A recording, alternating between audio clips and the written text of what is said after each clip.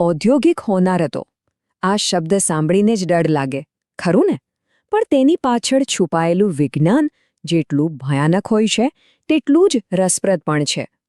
આજના આપણા આ ખાસ એક્સપ્લેનરમાં આપણે એક એવા ખતરા વિશે વાત કરવાના છીએ જે છેતરાવણો છે અને અચાનક જ તબાહી મચાવી દે છે. આપણે સમજીશું ક્રૂડ ઓઇલ બોઇલઓવરનું ભૌતિકશાસ્ત્ર, તેના ભયંકર પરિણામો અને તેને અટકાવવા માટે વપરાતી કમાલની વૈજ્ઞાનિક પદ્ધતિઓ વિશે. તો ચાલો સીધી જ વાત પર આવીએ. આપણે આ આખી ઘટનાને 4 સરળ ભાગમાં સમજીશું. પહેલું, બોઇલઓવર ખરેખર છે શું? બીજું, આ વિનાશ માટે કયા કારણો જવાબદાર છે? ત્રીજું, તેના ખતરનાક પરિણામો.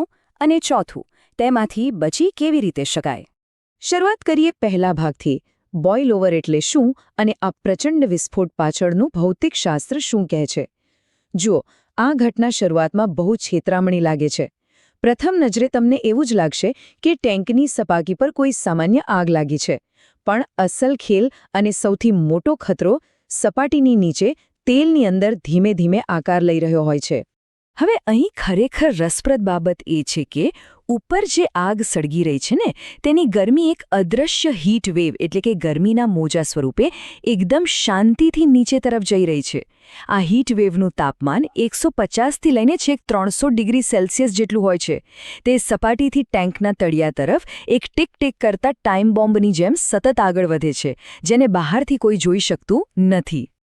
હવે થાય છે એવું કે આ અદૃશ્ય ખતરો છેક તળિયે જાય છે અને ત્યાં શું હોય છે? પાણી. હા, અહીં સમજવા જેવી અત્યંત અગત્યની બાબત એ છે કે ક્રૂડ ઓઇલ ટેન્કના તળિયે લગભગ હંમેશા થોડું ઘણું પાણી જમા થયેલું જ હોય છે. ક્યાં તો એ વરસાદનું પાણી હોય, ભેજનું કન્ડેન્સેશન હોય અથવા તો અગાઉ આગ બુજાવતી વખતે વપરાયેલું પાણી હોય. પાણી તેલ કરતાં ભારે હોવાથી તે હંમેશા સીધું તળિયે જ બેસી જાય છે. અને હવે આવે છે સૌથી ખતરનાક વળાંક. આ 300 ડિગ્રી જેટલું ભયંકર હીટ વેવ જ્યારે અચાનક તળિયે પડેલા પેલા પાણી સાથે ટકરાય છે ત્યારે પાણી સેકન્ડના પણ નાના ભાગમાં ઉકળીને સીધું વરાળ બની જાય છે. અને અહીં આ 1700નો આંકડો ધ્યાનમાં રાખજો, કારણ કે પાણી જ્યારે વરાળ બને છે ત્યારે તેનું કદ તેના મૂળ કદ કરતાં 1700 ગણું વધી જાય છે. જરા કલ્પના કરો, પાણીનું એક નાનકડું ટીપું અચાનક જ એક વિશાળ ફુગ્ગા જેટલી જગ્યા રોકવા લાગે. હવે આ 1700 ગણા અચાનક વધારાને લીધે ટેન્કના તળિયે જે અકલ્પનીય દબાણ ઊભું થાય છે ને તે ઉપર રહેલા હજારો ગેલન સળગતા ક્રૂડ ઓઇલને એક ભયાનક જ્વાળામુખીની જેમ સીધું હવામાં ઉપર ફેંકે છે. શરૂઆતમાં જે આગ એકદમ શાંત દેખાતી હતી તે અચાનક જ પ્રચંડ વિસ્ફોટમાં ફેરવાઈ જાય છે. આ જ ઘટનાને આપણે બોઇલઓવર કહીએ છીએ. તો આ થઈ ભૌતિકશાસ્ત્રની વાત. હવે જઈએ આપણા બીજા ભાગ તરફ. આ વિનાશ પાછળના કારણો કયા છે? જુઓ, બોઇલઓવર કંઈ એમને અકસ્માતે નથી થઈ જતું. તેના માટે એક ખાસ જીવલેણ રેસિપી બનવી જરૂરી છે. આ વિનાશક રેસિપી માટે 3 વસ્તુઓ એકસાથે હોવી ખૂબ જરૂરી છે. પહેલી શરત, ખુલ્લી આગ, એટલે કે ટેન્કની છત ઉડી ગઈ હોય અને આખી સપાટી સળગતી હોય. બીજી શરત, વિશાળ બોઇલિંગ પોઇન્ટવાળું તેલ, જેમ કે ક્રૂડ ઓઇલ. તેમાં હળવા અને ભારે એમ બંને ઘટકો હોય છે જે ગરમીને નીચે લઈ જવામાં મદદ કરે છે. પેટ્રોલ કે ડીઝલ જેવી પ્રોડક્ટ્સમાં સામાન્ય રીતે આવું થતું નથી. અને ત્રીજી અને સૌથી મોટી શરત, તળિયે પાણીની હાજરી. જ્યારે આ ત્રણેય ભેગા થાય ત્યારે જ વિનાશ નક્કી થાય છે. ચાલો આગળ વધીએ ત્રીજા ભાગ તરફ. આ ભયાનક આપત્તિનું કદ અને પરિણામો. એકવાર આ જીવલેણ રેસિપી પૂરી થઈ જાય પછી જે થાય છે તે માત્ર વિનાશક નહીં પણ કલ્પના બહારનું હોય છે. વિસ્ફોટ એટલો ખતરનાક હોય છે કે સળગતું તેલ સેંકડો ફૂટ હવામાં ઉછળે છે. અને જ્યારે તે નીચે આવે છે ને ત્યારે ટેન્કની સાઇઝ કરતાં 10 ગણા મોટા વિસ્તારમાં સંપૂર્ણ ખાનાખરાબી સર્જે છે. જરા વિચારો, આ સમયે આગ બુઝાવવાનો પ્રયાસ કરી રહેલા ફાયર ફાઇટર્સ અને તેમના વાહનો માટે આ કેટલો સીધો અને મોટો જીવલેણ ખતરો છે. અને આ કોઈ એક ટેન્ક પૂરતું સીમિત નથી રહેતું.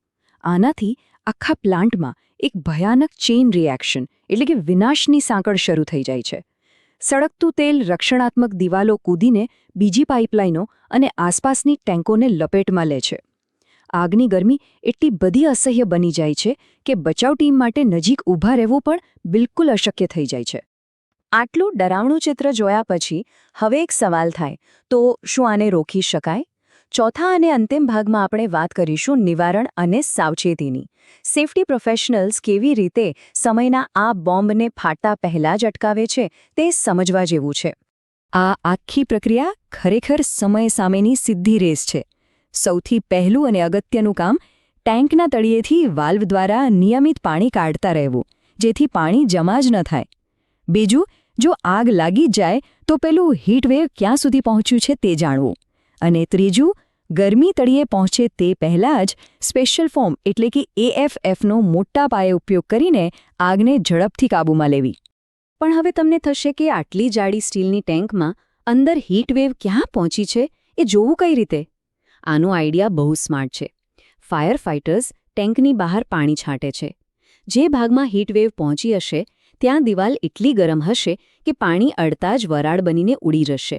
અને જ્યાં નીચેના ભાગમાં તાપમાન સામાન્ય હશે ત્યાં પાણી દિવાલ પરથી સરળતાથી નીચે વહી જશે. આ રીતે તેઓ ખતરાની લાઇન શોધી કાઢે છે. અને આ બધું ખૂબ જ ઝડપથી કરવું પડે છે, કારણ કે અંદર પેલું હીટવેવ કલાકના 12થી 50 ઇંચની ઝડપે ધીમે ધીમે નીચે ઉતરી રહ્યું હોય છે. એટલે જ ગરમી તળિયે પડેલા પાણી સાથે ટકરાય તે પહેલાં જ ગમે તેમ કરીને આગ બુઝાવવી અત્યંત આવશ્યક છે. જો સહેજ પણ મોડું થયું તો ખેલ ખતમ. પણ જરા કલ્પના કરો, જો આગ કાબૂમાં આવે જ નહીં અને આ હીટવેવ તળિયે પહોંચવાની તૈયારીમાં જ હોય તો? જ્યારે બોઇલ ઓવર થવું નિશ્ચિત બની જાય ત્યારે શું થાય? આ સમયે પરિસ્થિતિ સંપૂર્ણપણે બદલાઈ જાય છે. હવે આગ બુઝાવવાનું છોડીને માત્ર ને માત્ર જીવ બચાવવા પર ધ્યાન અપાય છે. તરત જ ઇમરજન્સી સાયરન વાગે છે. તમામ લોકોને અને વાહનોને આગ બુઝાવવાનું કામ પડતું મૂકીને તાત્કાલિક ટેન્કના વ્યાસ કરતાં 10 ગણા દૂરના સલામત અંતરે ખસેડી લેવાય છે. આ એક બહુ અઘરો નિર્ણય છે, પણ આવનારા વિસ્ફોટથી જીવ બચાવવા માટે આ જ એક રસ્તો બચે છે. આ વિસ્ફોટની બરાબર પહેલાંની સેકન્ડો સાચું કહું તો રૂવાડા ઊભા કરી દે તેવી હોય છે. અચાનક જ ટેન્કમાંથી વિચિત્ર અવાજો આવવા લાગે છે, જાણે કે અંદર કંઈક ભયંકર ઉકળી રહ્યું હોય, અને ઉપર સળગતી આગની જ્વાળાઓ અચાનક જ ખૂબ મોટી અને એકદમ તેજસ્વી બની જાય છે. આ એ આખરી ચેતવણીઓ છે કે હવે બસ વિસ્ફોટ થવાની જ તૈયારીમાં છે. છેલ્લે એક સૌથી મોટી અને ડરાવણી વિડંબના જુઓ. આપણે આગ બુઝાવવા માટે સૌથી વધુ શેનો ઉપયોગ કરીએ છીએ? પાણીનો, ખરું ને?